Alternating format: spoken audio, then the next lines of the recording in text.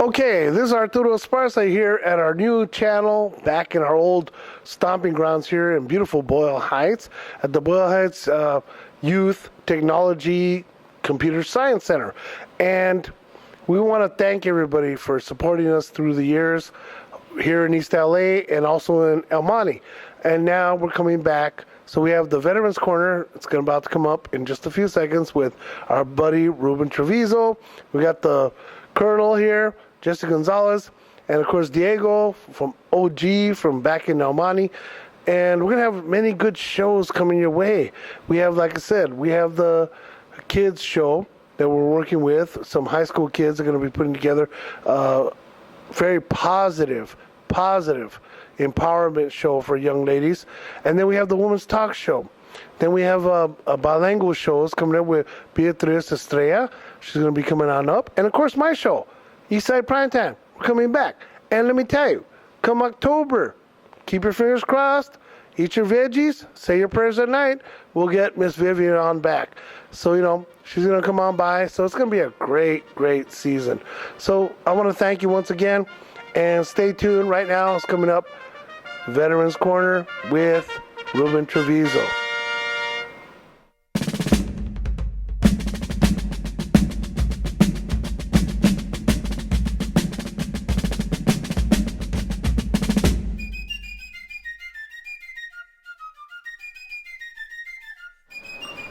I'm Ruben Treviso of the American GI Forum, and welcome to Veterans Corner. We're back in East LA, and I love it. It's great. It's fantastic. And today we're going to talk about the Presidential Medal. All veterans that served during the Vietnam period from 1955 to 1975, a 20-year period, are eligible to receive the Presidential Lapel Pin. By order of the President, an executive order issued in March 2016, and also by order of Congress, these veterans that served during this 20-year period are eligible for this Presidential Medal. What's significant about the medal, it's a symbolism in it. The eagle, the inscription, and normally a Medal of Valor is inscribed with your name in the back of it. This medal has the inscription from the President. A grateful nation thanks and honors you is embossed on the back. And because of this, we weren't able to put each individual's name on the back of the medal, as normally it's done for Medals of Valor. But we ask all veterans to please call me at area code 310-968-3429. Once again, 310-968-3429. A couple of months ago, I did the LULAC State Convention Veterans Luncheon and awarded approximately 300 of these medals. At various functions, we've been awarding them to veterans that are eligible for the medal. And so we're going to put in another order to the Pentagon for more of these presidential lapel pins. And I'd like each and every person that served during this Vietnam period of 20 years to receive one, along with a copy of the Presidential Proclamation and a certificate with all this material written on it, because you earned it. It's yours. And more importantly, welcome home, vet. Also, as we move forward, and you probably know, the 60-minute host, Morley Safer, passed away. Well, I had the privilege of working with Morley Safer in writing the book, Vietnam Reconsidered, Lessons from a War, edited by Harrison Salisbury. Harrison Salisbury was President John F. Kennedy's speechwriter. Also contributors to the book were 9 Pulitzer Prize winners: Daniel Ellsberg, Arthur Miller, the playwright, and a few other distinguished national figures and international figures. I mentioned the book because As we engage in military operations around the world, people are worried about their children and their grandchildren. So we're looking at possible ways to continuing peace and to maintain peace. And how do we do that? We do that by knowledge, interactions, and dialogue. I speak 5 languages. That's why my cap says Cambodia, Vietnam. I speak those 2 languages aside from 3 others. And it's through dialogue and help and continuing developing friendships that we can avoid war. The greatest servants for peace and advocates for peace are warriors, those that have fought in combat, and those that understand combat and have suffered. Because of that, today, there are only 30% of those that served in Vietnam are alive. 70% have perished, are dead. I bring to attention our seeking avenues for peace, because in the recent congressional budget from the subcommittee, there was a provision there to increase the Army's strength. Normally, the Army's strength is 450 soldiers. The request coming from the Congressional Subcommittee to increase that to 900 soldiers. That's a doubling of the size of the United States Army. Now, what do they plan to do with this large army? They plan to build more bases and deploy American troops in hazardous areas to secure some of our friends, some of our allies, but also to give us a more international presence. What can be achieved by this? This can be achieved by the same way, by dialogue, by discussions, and interacting with individuals in other countries. So I prefer the dialogue and the interacting with people rather than the deployment of troops.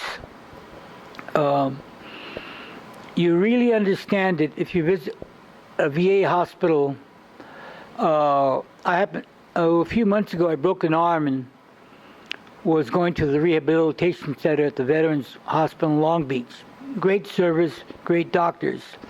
But there I encountered a lot of the young troops coming back from Iraq and Afghanistan, going through rehabilitation. And there's something about the young troops you have to understand. They're really, really energetic, full of life, really caring and loving. When you see the troops come back, many of them are pretty shattered. Amputees, paraplegics, quadriplegics.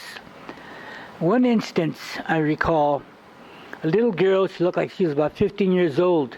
She came in a wheelchair. And I got to know her going through rehabilitation. And after knowing her for a while, she goes, "Ruben, next time you see me, I'm coming in on my walker. I'm not going to be coming in on my wheelchair." Great spirit, tremendous spirit. Like I said again, she looked like she was only 15 years old. So next time I saw her, she came walking in a couple of months later. And she goes up to me, and typical, just like any teenager, she goes up to me and go, "You see, I told you so, didn't I? Yes, it's that spirit, that determination, that courage to continue and move forward and defeat whatever may impede her, whatever obstacles may come, whatever the universe puts in front of her, she will overcome it, because she overcame, having come from a wheelchair to walking in within 2 months." So I say, what we're looking at now is the future leadership of this country. A lot of the young troops coming back, they're set to lead this country. We just make sure that they employ their educational benefits, they go to school, get educated, and move forward. Moving forward is something that veterans are good at. In fact, recently, a member of Congress, Congresswoman Grace Napolitano, who's a strong friend of veterans, called us in for a quick breakfast meeting. Then all of a sudden, they took some pictures, and the brochure that she sent out on that day was a brochure of 4 veterans on the front page of her brochure. And inside, if you open it, is a picture of us dialoguing with the Congresswoman, Grace Napolitano. Alongside, in the bottom, are the issues that we raised with her, along with some photos. And that's the secret. The secret is to become involved, become energetic, work at the local level, work at the White House. I've encouraged many, many individuals to go to Washington, D.C. and see how this country runs. Go there for a summer, go there for a weekend, go there for a week, and get to meet people, get to talk to your congressional people, your Senate people, talk to the people in the White House, and tell them how you feel. Let them know how you feel, and engage them. Engage them in dialogue, because you have the answers. You have the secrets. You know what's going to work. You know what works at the local level. And let your congressional representatives, Senate representatives, and White House representatives know how you feel about an issue. Whatever the issue is, get involved, because you are planning your future. You're laying the groundwork for your future. You are laying the groundwork for your children and your grandchildren. And it is you. You are the ones that determine the future of this country. I'm Ruben Treviso, the American GI Forum, this Veterans Corner.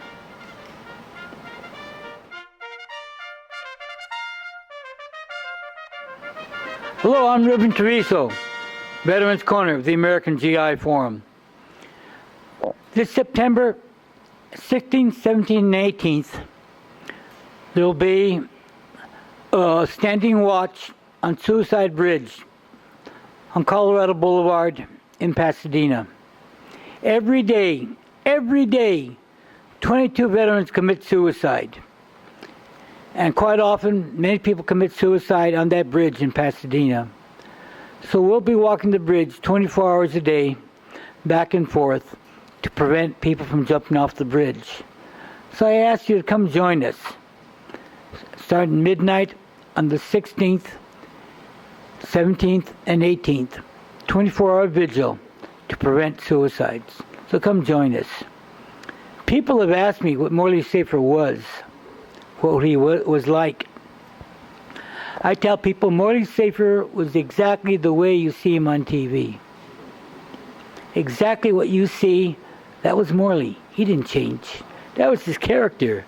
His laughter, his joking, his smiling, his fascination with the people that he interviewed. And so the best way to convey to you exactly what Morley was like was to read from the excerpts from the book that we wrote together. How Lose a War, a response from a broadcaster, Morley Safer.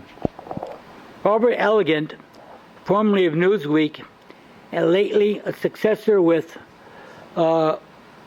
writer of fiction, wrote in Encounter a year and a half ago that the war was won by the combined American South Vietnamese forces, but was lost because of political pressures built up by the media that prevented Washington's going further support to the Saigon government. He goes further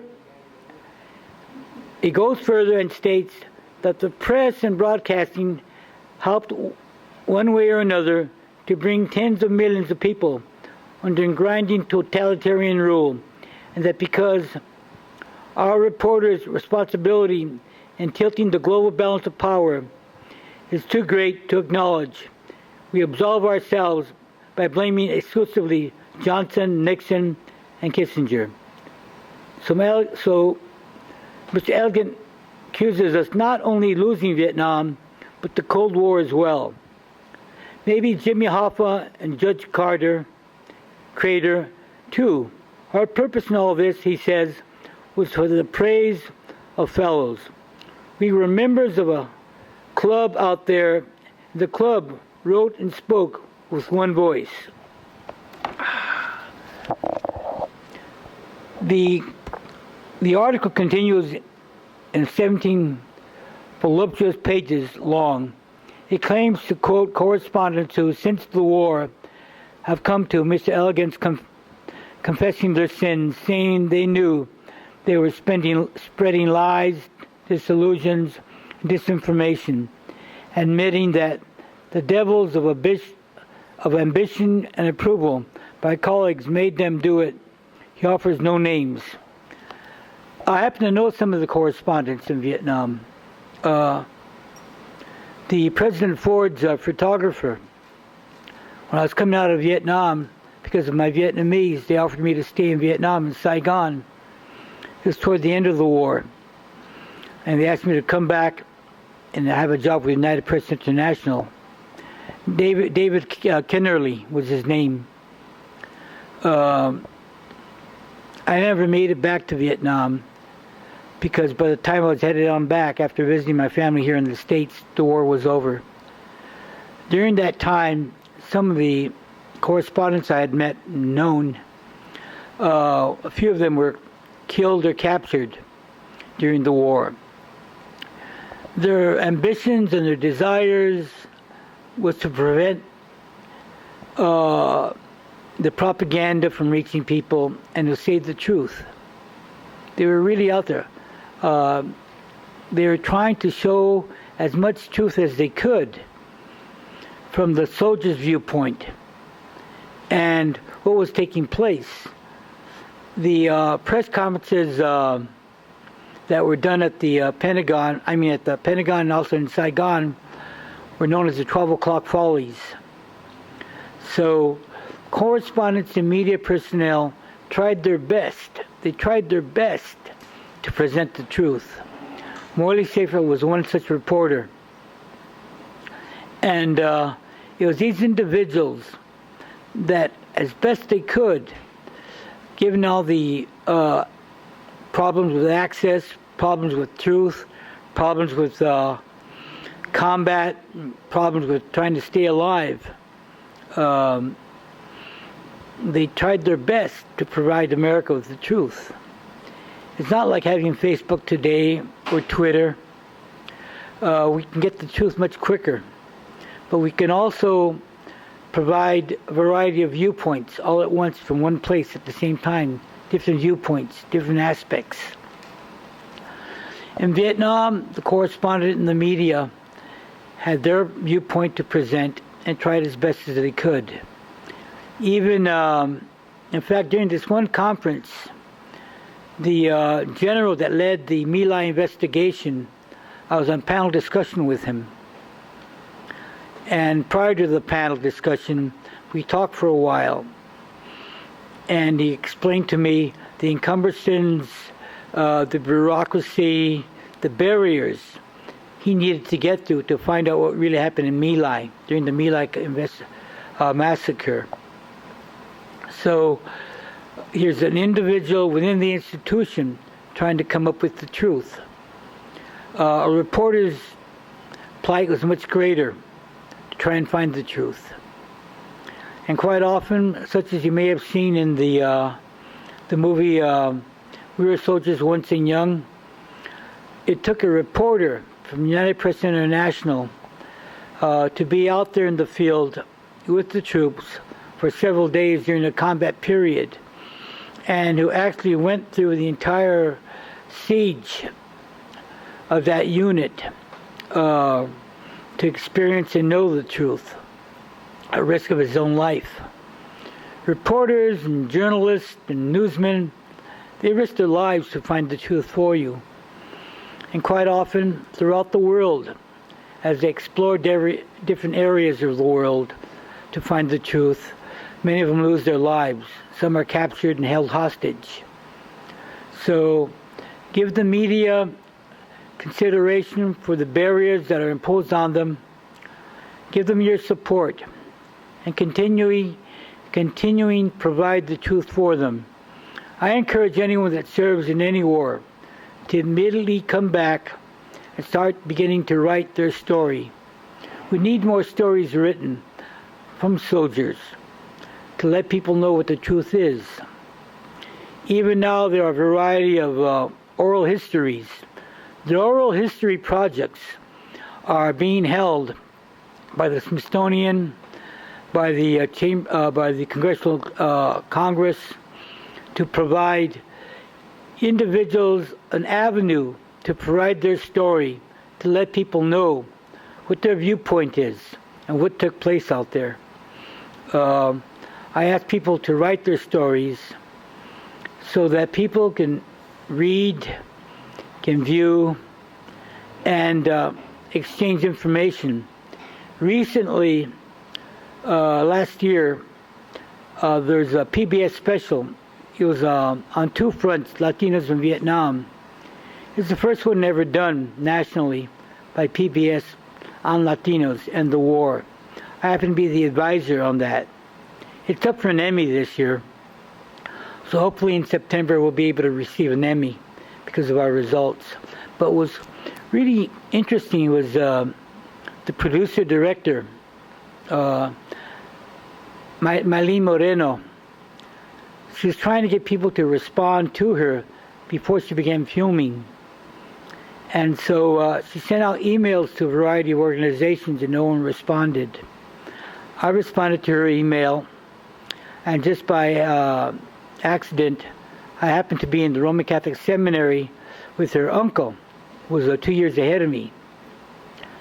So she spoke to her uncle and he told her to talk to me. So we sat down there one morning and we discussed the guidelines and the latitude and the magnitude of such a PBS special. So we worked with her for 3.5 years to get it done. So we finished it, and then one of the individuals, Arturo Montes, he sat with her for quite a while and spoke to her about the Morenci 9. Morenci, Arizona had probably the greatest casualty rate of the Vietnam War in the entire nation. The young soldiers of that town, the town was only about 5,000, had a 90% casualty rate.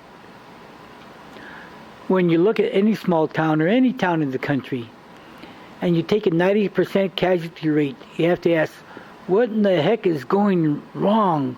What's the matter? Well, there are many small towns and cities throughout this nation where the Latino population lost a lot of its major leaders because they were killed during that war or wounded severely.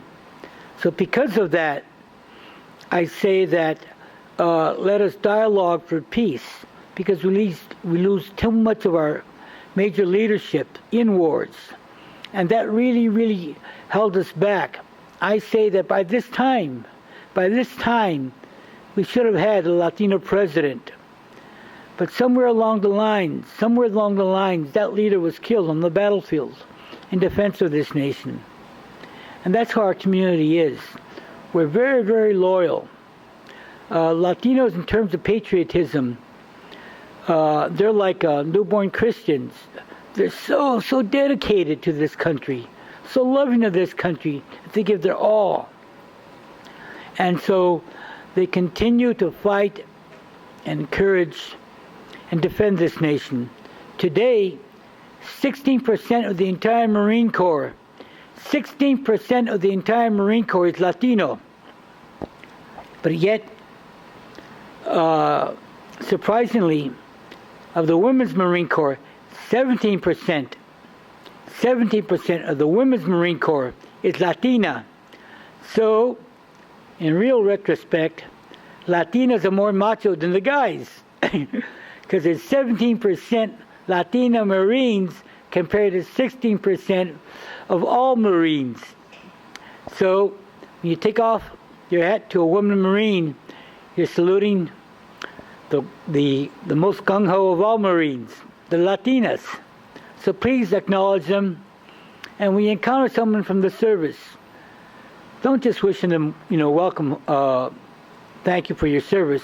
Welcome, welcome home. You tell them welcome home, because wherever they've been deployed, wherever they've gone for training, even the reservists on weekends, National Guard or reservist, welcome them home, because they've had to leave home to defend this nation. And that's what the Latino community is about, defense of this nation. So, I'm Ruben Treviso with the American GI Forum. This is Veterans Corner.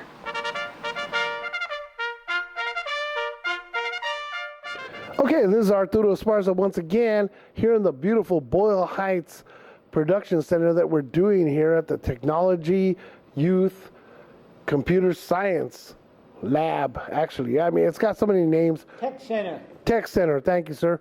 And we have Ruben Treviso here. And coming up right now in just a few minutes is going to be a wonderful interview, because what's coming up soon is that they're doing a thing for Ritchie Valens out in the valley, and we have the one, the only, legendary icon, Jimmy Espinoza from the Midniters. So we're going to turn on over to Ruben in just a few seconds, so stay tuned, okay?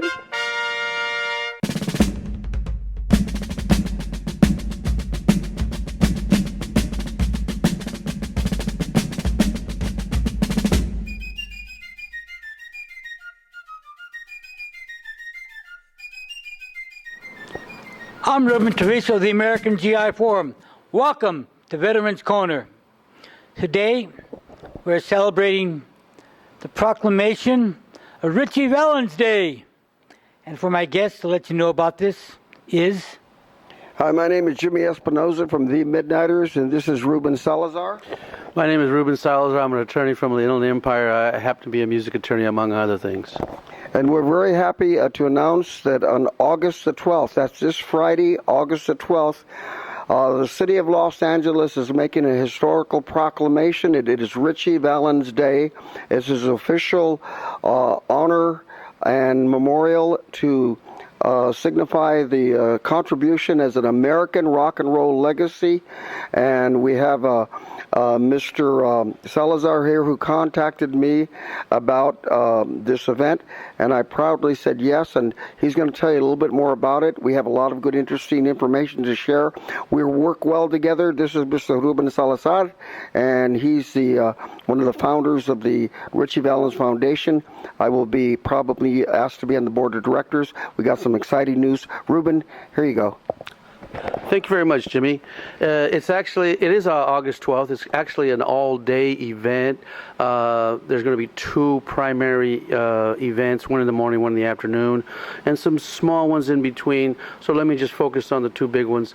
The first one is at 10 o'clock a.m. at Los Angeles City Hall, third floor, in the council chambers.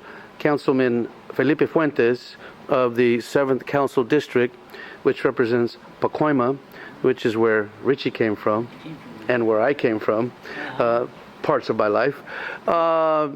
It's going to be at the third floor City Hall, and so Councilman Fuentes is going to deliver the formal proclamation to the Ritchie Valens family. Fantastic. Now, not present, that's 10 o'clock, City Hall, it's free. Good luck in finding parking.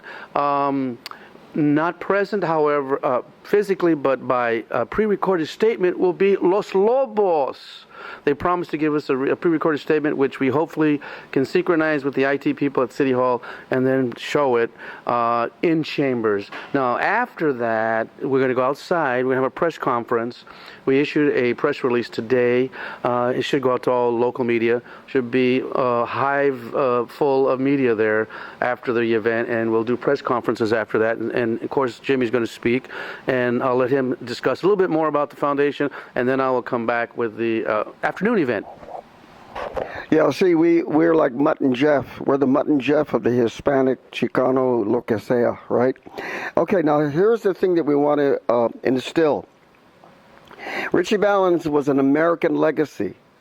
Now, right now, we have a lot of division in this country about racial identity. We have Chicano, Latino, Hispanic, American Mexican, and Mexican American. Now, I personally am an artist, and I Champion, that's a 50-cent word, meaning I accept any part of this identification tag that you picked up along the way growing up at whatever age you are. They're all legitimate. However, I would like to emphasize that if you're an American citizen, you're an American first. And the reason I say that is when the rest of the community at large don't know who we are. Most of them do. We all have friends that are black, white, brown, red, lo que sea, right? But those who don't, who are still wondering, we have to let them know that we're Americans and we have contributed, not only as the vets have, and I'm really big for the vets. I want to let you know that, my brother.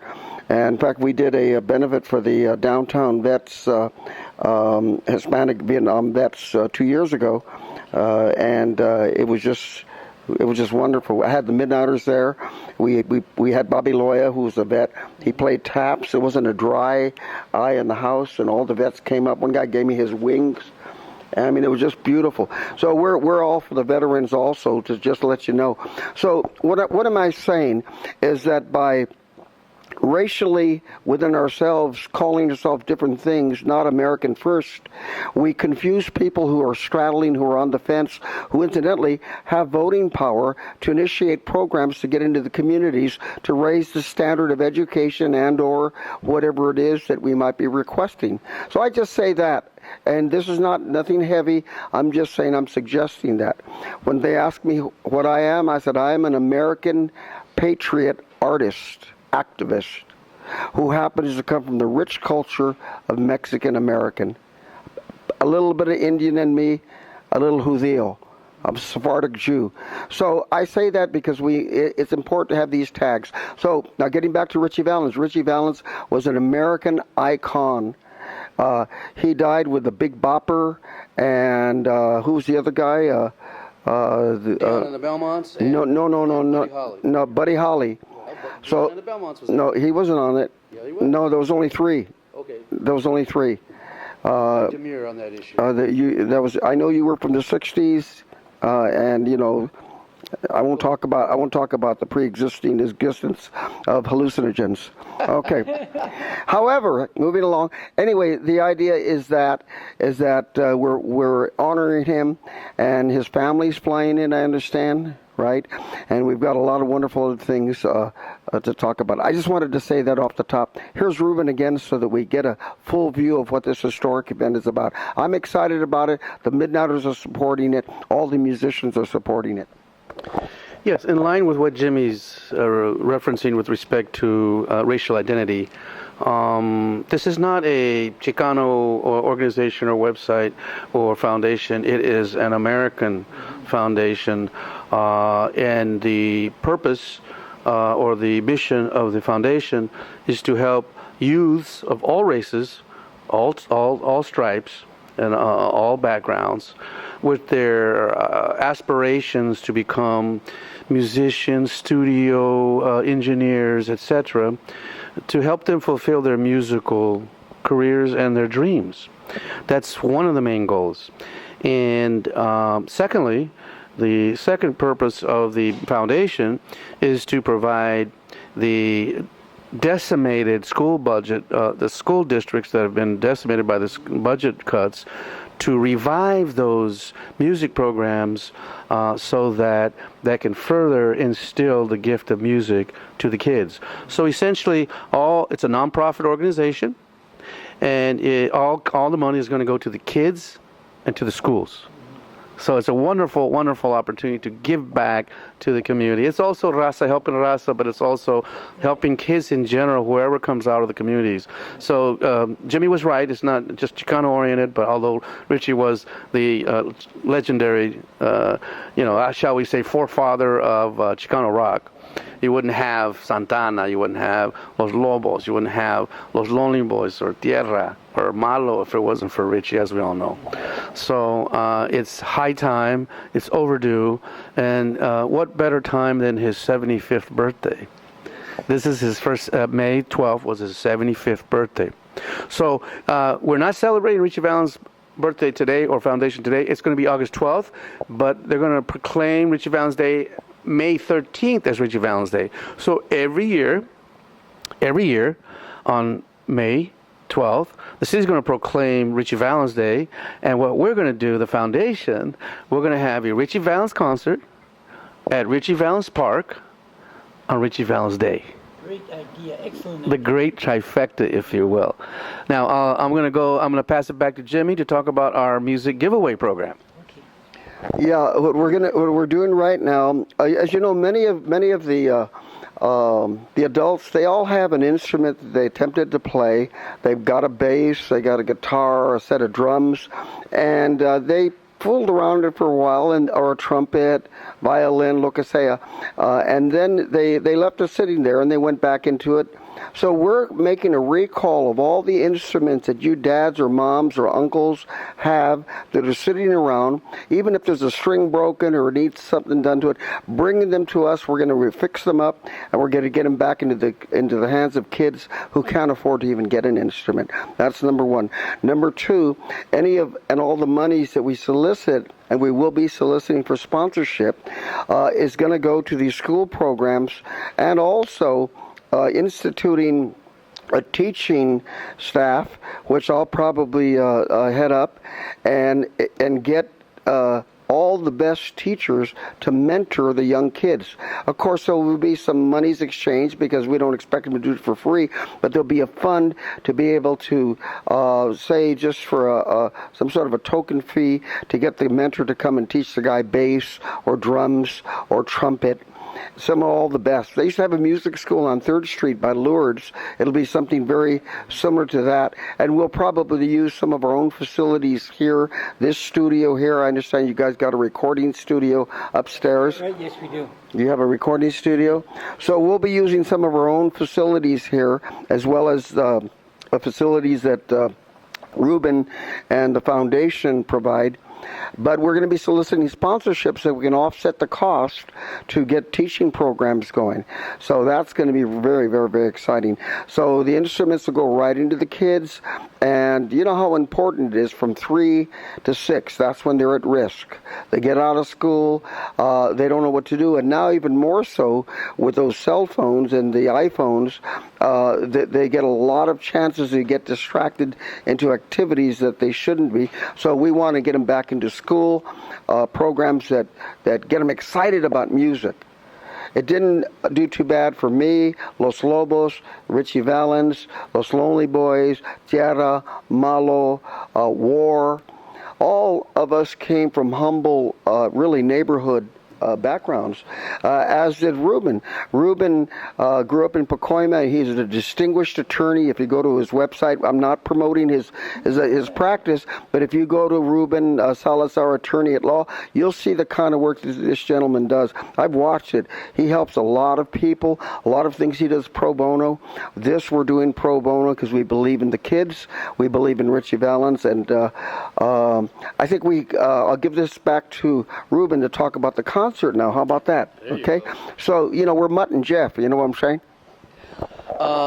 You said it best last night at Steve's Steakhouse. Better the kids to hold a guitar than a gun. Absolutely. You didn't say Yeah. No, he did last night. Better a guitar than a gun. Correct. You know? So, with respect to the second event of the Ritchie Valens Foundation, that's from 3 to 7 p.m. at Ritchie Valens Park in Pacoima, and it's essentially a reception or a ribbon cutting ceremony, and it's essentially a kickoff or a launching of the Ritchie Valens Foundation. Now, the way it's going to work, it's not going to be a free concert per se, so to speak, but I'll explain how it works. In front of the stage, there's going to be a half moon semicircle. It's going to be encircled by a fence, and there's going to be food and refreshments and bigwigs and personalities and musicians and actors and etc.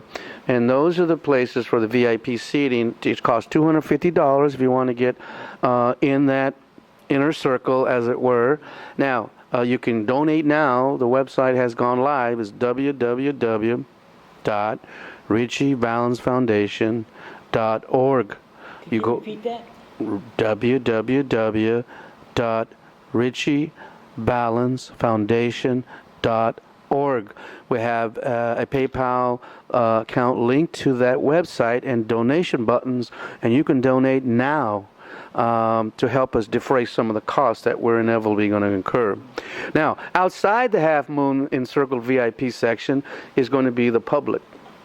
They can see, it's going to be like a half fence, not a full fence, and they can see and hear, but they're just not going to be able to be next to the mingle with the VIPs. So get your tickets now. It's going to sell out. There's only limited seating available. So How many would you say? I would estimate 150. Okay, here's the deal. Like all of you guys that follow me or follow Jetta or the Latin Legends, you guys have your businesses. So call or donate. Come down and join us. Pledge that $250. How about that? You've got Lucy's Flowers or Lucy's Lavanderia or or Burrito King or Taco, King Taco. All you guys, we go there and we eat your food. So how about coming down and plunking $250? Only $150 we need. And I'll tell you what, the first 10 that do that, and they say, I love Jimmy Espinoza, I'm not going to get anything after that. Okay, well, just forget it. Just the first 10. I got a lot of fans here, folks. The first 10, I will personally autograph a Midniters CD and an autograph picture just as gratification and gratitude for donating. But there's a lot of real estate people out there that come to the shows. So you professional people, you can write it off, right? Yes, it's a 5013C pending approval, but you can write it off. We'll give you a receipt for that. Now, I did want to add, in addition to the VIP tickets, with regard to sponsorships, with what Jimmy was just referring to, there's going to be a number of sponsorships, like you're talking about corporate sponsors or big wigs, people with loose wallets or big wallets. You got the diamond $5,000 sponsorship. Then you got a gold sponsorship, I believe, $2,000, and then silver $1,000, and then $500 bronze, I believe. I believe that's the setup. So there are also sponsorships available. You don't have to go or attend or buy VIP tickets, but if you're interested in contributing to a great cause for the kids in the schools, then you can contact us again at www.ritchievalensfoundation.org. My email happens to be rsalazar@ritchievalensfoundation.org. rsalazar@ritchievalensfoundation.org. So you can email me with respect to further information on these sponsorships. Now, with regard to the reception that we're talking about, the ribbon cutting ceremony at the park from 3 to 7, we're going to have a great cast of wonderful artists. Of course, starting with Jimmy Espinoza, the legacy of Los, the legendary Midnighter band leader. He's going to be playing. Are you going to be playing La Bamba, right? I was asked which song I would love to play, and I said I have to do La Bamba. But now I don't do it for me. I want you guys to know that I do it for Ritchie. Oh, I do it for Ritchie. Don't give up the microphone to Jimmy. I do it for Ritchie. Hey, you keep quiet. Yeah, I'm going to do La Bamba, as well as I'm going to do a couple of Midnighter songs. I've got about 25 minutes. I got a hot group coming in with me. And, well, you tell them about the rest of the groups. We got Voodoo Cafe, right? Go ahead. Well, we don't have the group, but we do have Jesse Flores of Voodoo Cafe from Austin, Texas, flying in. He's going to do an acoustical set, and I hear he's going to do Donna. And you're going to do a little bit with him, maybe? Shh, we'll see. You never know. You'll never know. Anyway, it's going to start off. It's going to start off with Roy Z. Ramirez. Now, many people may not have heard of him domestically or locally, but Roy Z. Ramirez is a phenomenal, internationally acclaimed guitarist and world-class music producer. Just to give you a couple of names, he produced and performed for and with worldwide Rob Halford of Judas Priest fame, and Bruce Dickinson of Iron Maiden fame. So he's a heavy rocker. I like to call him Santana meets Led Zeppelin because he's got this really Latin nice flavor, but some of the stuff's heavy as well. So Roy Z and his great Tribe of Gypsies band is going to start it off, and he's going to do, I think, one cover of Ritchie, and then I know he's going to do a song called We All Bleed Red. Now that song should have been on the Santana Supernatural album, but it was nixed by political reasons by Clive Davis, who was then the head of that particular label. But in any event, that's history. So Roy Z and the Tribe of Gypsies starts it off, I believe, and then it's going to be Jesse Flores of Voodoo Cafe with his acoustical set, and then Jimmy. And then last but not least, we have a gentleman by the name of Gilbert Rocha. Now, Gilbert Rocha, for those you don't know, used to be with the Silhouettes. He was the band leader of the Silhouettes. He used to play Vibes, I believe. Now, the Silhouettes were Ritchie Valens' old Pacoima band before he became famous. Now, you might remember the 1987 movie La Bamba, in which Ritchie goes to this garage with his little funky little torn-up amplifier, and they were laughing at him. And the bass player says, "Yeah, hey, I got a guitar player. I want to meet you guys." And in that garage, they were laughing at him. Well, that band that was in that garage was the Silhouettes in the movie. And Gilbert Rocha is going to play there with his band called Boulevard Nights. I don't have any idea what he's going to play, but he says he's going to be there with his Ritchie Valens memorabilia. And exciting. Yeah. So you got a great diversity of talent, and I think all of them are going to be playing maybe a cover or two of Ritchie Valens. So you're going to have a lot of good Ritchie Valens songs, and of course he had a lot of hits. I think Roy Z is going to do "Come On, Let's Go." I think La Bamba. But anyway, that's part of it, and I'll give it to Jimmy now to finish up what he would like to add to that. Okay, just to wrap it up, we want you guys to feel free to come and to support the event at City Hall. I don't know about parking, but there's plenty of street parking or shuttle parking into the area from the Dorothy Chandler Pavilion. Come and show your presence at the event at City Hall, and then car clubs. If you guys want to take a trip down to car clubs, I'm glad you said to wrap it up. So that's it for the show. I'm Ruben Treviso, American GI Forum. This is Veterans Corner. Give us the website one more time. Website one more time. www.ritchievalensfoundation.org. Now remember, Ritchie's spelled with a T. RITCHIE. ritchievalensfoundation.org. Thank you very much. Thanks a lot for listening. Thank you. See you then. Ciao. Okay, this is Arturo Esparza, and you just watched Veterans Corner with Ruben Treviso. It's going to be one of many wonderful shows we're going to be bringing out here to Los Angeles, Boyle Heights, out in the neighborhoods. So, stay tuned for that, and we need your support, okay? And if you're willing to sponsor some more shows, let us know. Call me at 562-479-1214. Number once again, 562-479-1214. And we have a lot of great shows coming your way. So, want to say stay tuned and watch what's coming through. Thank you very much, and God bless, and have a wonderful time.